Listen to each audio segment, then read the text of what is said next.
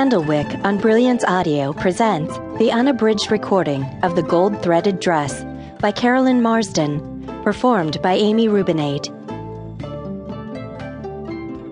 To my daughters, Priyanut Manita and Malika Vana, and for my loving husband, Panrat, C.M.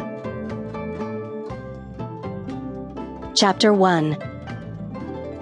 Chinese, Japanese.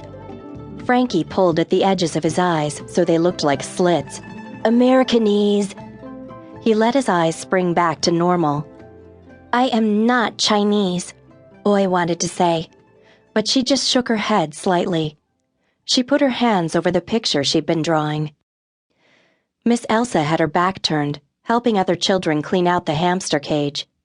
Liliandra was holding the straw-colored hamster, Butterscotch.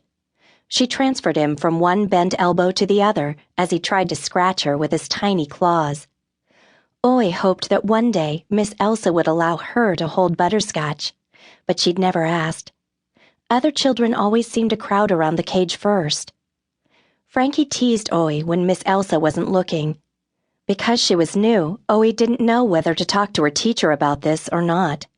Maybe it wasn't serious. Maybe being thought Chinese wasn't a bad thing, even though Frankie was trying to make her think so. Then what are you? Asked Frankie, putting both hands in his pockets, where he kept his special trading cards. She was about to say, Thai, from Thailand, a country near China but not China, a country with elephants and green jungle. But Frankie was already talking to Santiago instead. Miss Elsa turned around. Oi uncovered her picture. It showed her family. But instead of giving them straight black hair and almond-shaped eyes, she'd chosen the brown crayon for the hair and had made the eyes round as coins. At her old school, no one had said anything to her about being Asian. But since her family had moved across town and she had to go to 4th grade in a new school after the year had begun, this boy Frankie was already bothering her. What are you drawing? Frankie continued. It couldn't be you and your family. They're all Chinese. Those people look Mexican. Mexican? She was trying to make them look American. She glanced up at Frankie's eyes.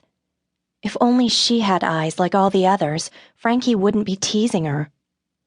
Because of Frankie, kids on the playground called her China, Spanish for Chinese, or sometimes Chinita, little Chinese. Before Oi came from Thailand, she'd looked at pictures of Americans.